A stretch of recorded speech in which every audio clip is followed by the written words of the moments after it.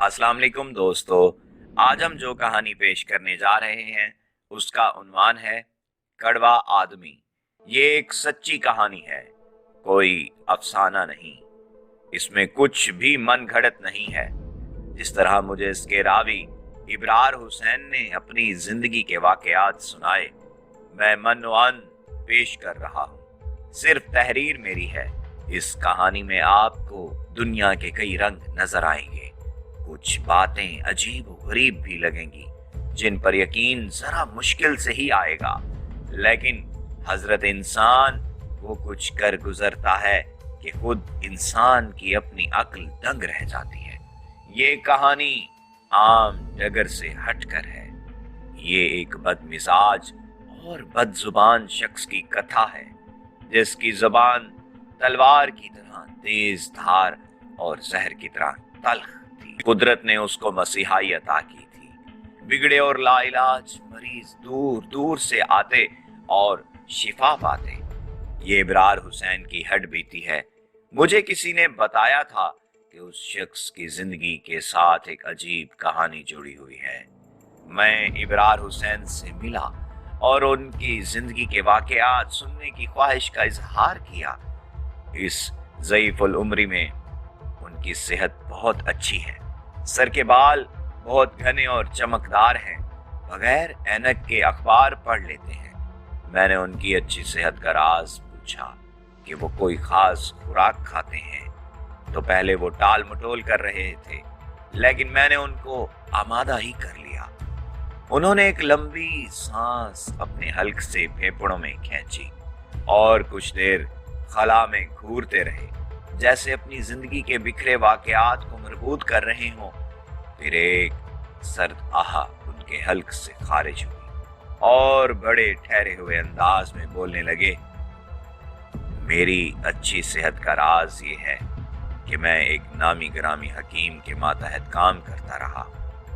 उसके नुस्खे मुर्दे को भी जिंदा कर देते थे। कहने का मतलब ये है कि जिंदगी से मायूस मरीज भी सेहत पा जाते थे। हमारा खानदान क़याम पाकिस्तान से कबल मौजूदा भारत के तारीखी शहर बनारस के इलाका राजघाट में रहा करता था। बनारस उत्तर प्रदेश में हिंदुओं का मशहूर मजहबी शहर है जो दरियाए गंगा के किनारे वाक़ है। यहाँ 100 से ज्यादा मंदिर हैं। हिंदुओं का ख्याल है कि जो आदमी इस शहर में मर जाए उसकी निजात हो जाती है। हर साल लाखों हिंदू दुनिया भर से यहाँ स्नान के लिए आते हैं। यहाँ मैं कहानी से हटकर दरियाए गंगा के मुतालिक क़ारीन की मालूमात में इजाफा कर दूं। दरियाए गंगा को हिंदू पवित्र यानी पाक दरिया समझते हैं। इनका अकीदा है कि गंगा में स्नान गुस्ल करने वाले के गुनाह धुल जाते हैं। हर हिंदू की ये ख्वाहिश होती है कि मरने के बाद जब उसकी लाश को जलाया जाए तो उसकी बची कुची राख और हड्डियां गंगा में बहाई जाएं। होता भी ऐसे ही है। अक्सर व बेशतर हिंदुओं की राख गंगा में ही डाली जाती है।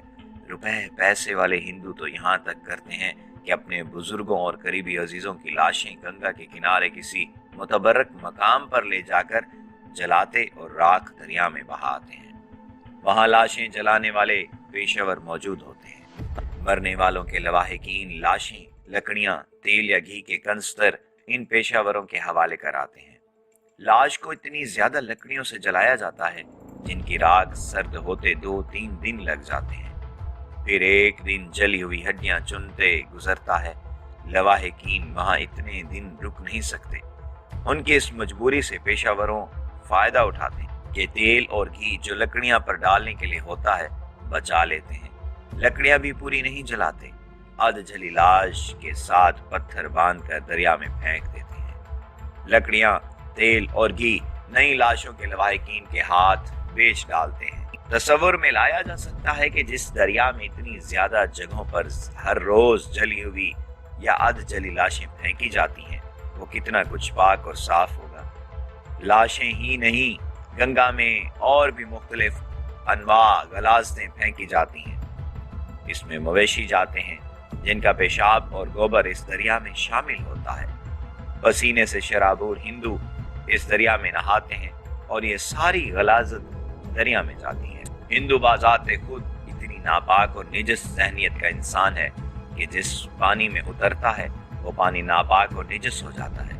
इतने लंबे दरिया के किनारे बहुत से छोटे बड़े शहर हैं और शहर में फैक्ट्रियां हैं। इन फैक्ट्रियों का फुजला और बड़े ही खतरनाक कीमियाई अज्जा वाला पानी इस दरिया में गिरता रहता है। इसके अलावा इन शहरों के गटरों का इंतहाई गलीज पानी भी इस दरिया में जाता है और हिंदू अपनी इस गंगा के पानी को पाक और मुकद्दस मानते हैं। कुछ अरसा पहले अमेरिका से शाये होने वाले बैन अल-अक़वामी तौर पर मशहूर और मारूफ महानामा बातस्वीर जरीदे नेशनल जियोग्राफिक में दरियाई गंगा के मुतालिक एक तफसीली मजमून शाये हुआ था, जिसमें माहौलियात और आलूदगी के माहिरीन की रिपोर्ट भी शामिल थी।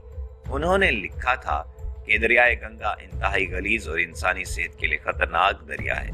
मालूम हुआ था कि भारतीय हुकूमत ने गंगा को साफ सुथरा रखने पर संजीदगी से गौर किया और मंसूबा बनाया भी था, लेकिन ये एक नामुमकिन मुहिम है जिसे सर करने की इब्तिदा भी ना हुई। इस दरिया के किनारे हर दवार के मकाम पर हर 12 साल बाद मेला खुम्ब लगता है। इस साल माह मार्च में ये मेला लगा। हर बार की तरह अब भी मेले में भारत के तूलो अर्ज से लाखों हिंदुओं ने शिरकत की। इनमें अछूत यानी बहुत छोटी जातों के हिंदू भी थे। ब्राह्मण हिंदुओं की सबसे ऊंची जात है। इनका अकीदा है कि कोई अछूत किसी ब्राह्मण या हिंदुओं की दूसरी जातों के किसी आदमी को छू ले तो वो हिंदू नापाक हो जाता है। इसलिए अछूत को अंग्रेजी में अनटचेबल कहते हैं।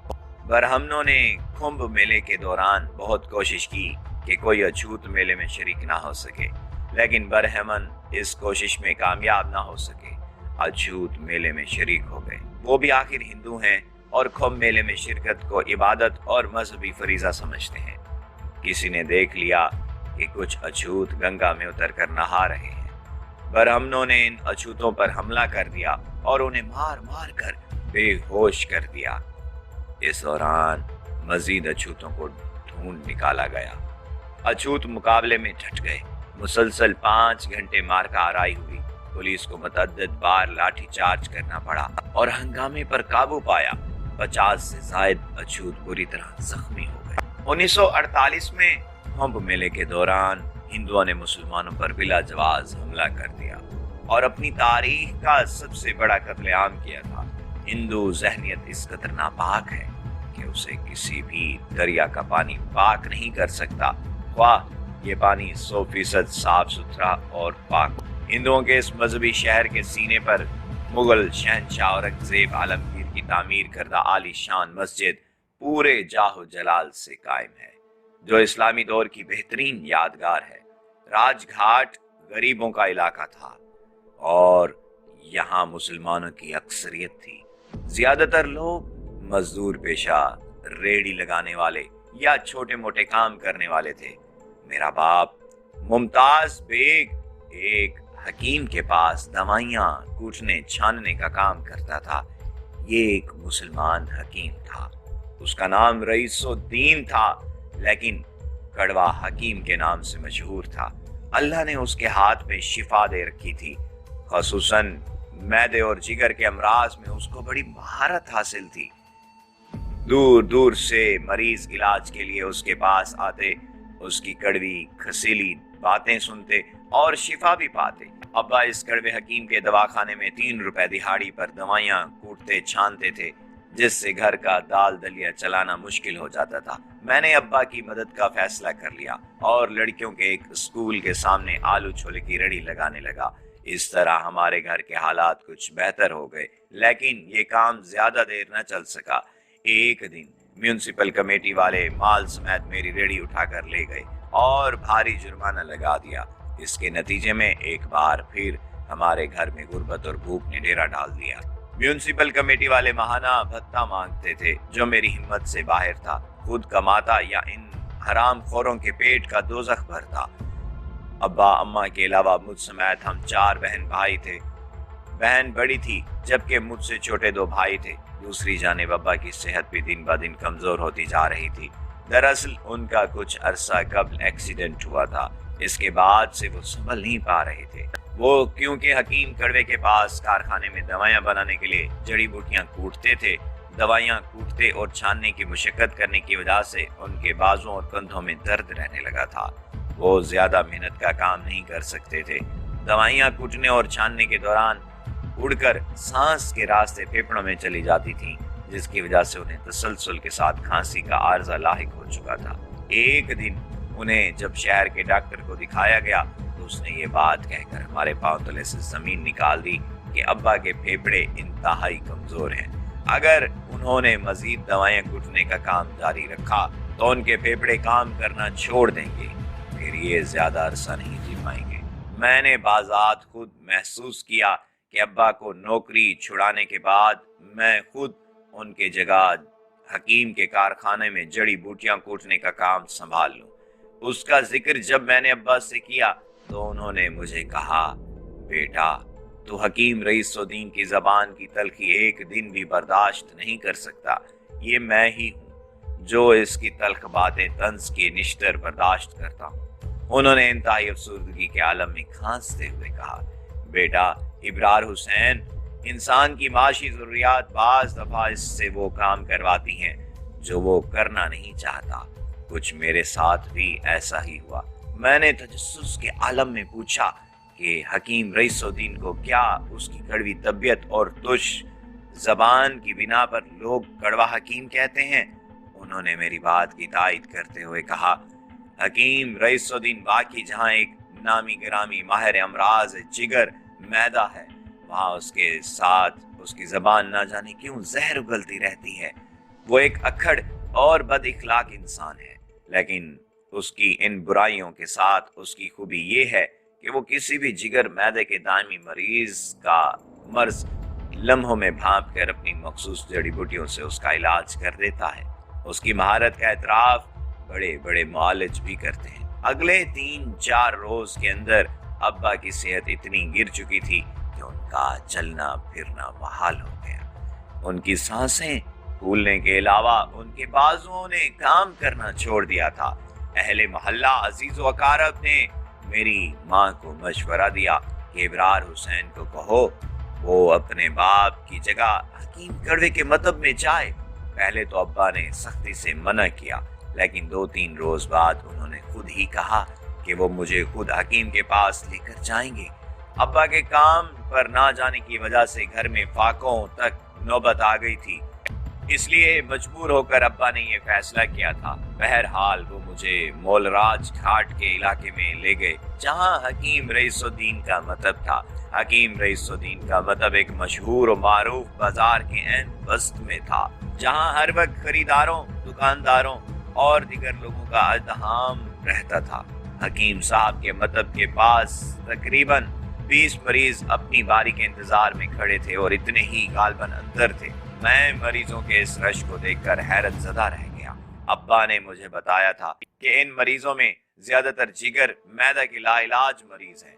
ये अपने मरीज के इलाज के लिए यहाँ आखिरी उम्मीद लेकर। जी दोस्तों, अगर आपको हमारी वीडियो पसंद आई है तो कमेंट में अपनी राय से हमें आगाह कीजिएगा। अगर आप चैनल पर नए हैं तो चैनल को सब्सक्राइब कर लीजिए और बेल आइकन को दबाना ना भूलिएगा, ताकि आपको हमारी मज़ीद वीडियोस सबसे पहले मिल सकें। दुआ में हमें याद रखिएगा, अपना बहुत सारा ख्याल रखिएगा। अपने दोस्त तौकीर नियाज़ तौकीर को इजाज़त दीजिए। अल्लाह ने